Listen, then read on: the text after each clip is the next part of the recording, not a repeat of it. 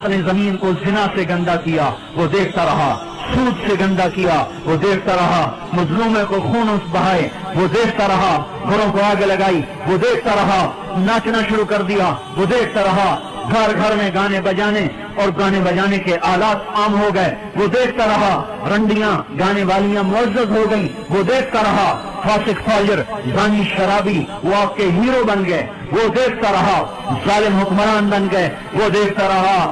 آخر ہی تو اس کو بھی جوش آنا ہے کہ تم ہوتے کون ہو میری زمین کو گندا کرنے والے، تم ہوتے کون ہو میری زمین کو کالا کرنے والے، تم ہوتے کون ہو میری فضاؤں کو رنگینوں کے گانوں سے بھرنے والے۔ میں خود آ رہا ہوں، اتی امر اللہ فلا تستعجلوہ، جلدی نہ مچاؤ میں آ رہا ہوں۔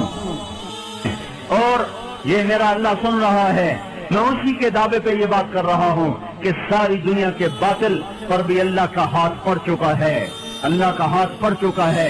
یہ معاشرہ بے حیائی کے حدود پر آ چکا ہے، یہ معاشرہ اس سے سور شرماتا ہے۔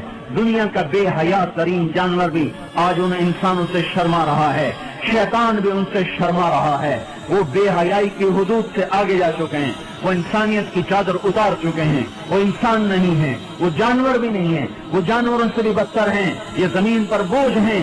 ایٹمی طاقت ہونا اللہ کو للکار نہیں سکتا، ایٹمی طاقت ہونا اللہ کو ڈرا نہیں سکتا، کائنات کے انسانوں کا خون کر دینا انہیں اللہ کے دربار میں کوئی کبھی نہیں بنا سکتا۔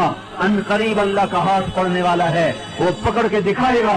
وَكَذَلِكَ أَخْذُ رَبِّكَ إِذَا أَخَذَ الْقُرَىٰ وَهِيَ ظَالِمَةٌ إِنَّ أَخْذَهُ أَلِيمٌ شَدِيدٌ۔ اللہ تعالیٰ بے حیاؤں کو مہلت نہیں دیتا، اللہ تعالیٰ بے غیرتوں کو مہلت نہیں دیتا۔ اللہ تعالیٰ ان کی رسی کھینچے گا، ان کی زمینیں ٹوٹیں گی، ان کی عمارتیں فلک بوس وہ سجدے میں گریں گی، اور یہ نظام اللہ ملیا میٹ کرے گا۔ اللہ نے زمین کو ہر دفعہ دھویا ہے جب گناہوں سے بھرتے بھرتے اس حد تک چلی گئی کہ اللہ پاک کی طرف سے حجت تمام ہوئی تو ایک جھاڑو سے زمین کو صاف کر دیا، اور اپنے نیک بندوں کی فصل سے پھر زمین کو بہاروں سے آباد کر دیا۔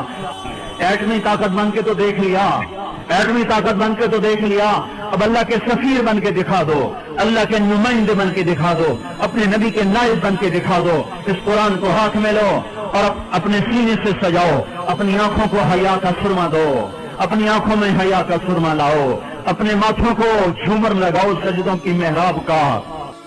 میرے بھائیوں، اللہ کے واسطے توبہ کرو، حالات بڑے سنگین ہیں۔ آج توبہ کے سوا کوئی جائے پناہ نہیں ہے، زمین اور تنگ ہوتی چلی جائے گی، فضائیں اور خلاف ہو جائیں گی، زمین بھی تیور بدل رہی ہے، فلک بھی آنکھیں دکھا رہا ہے۔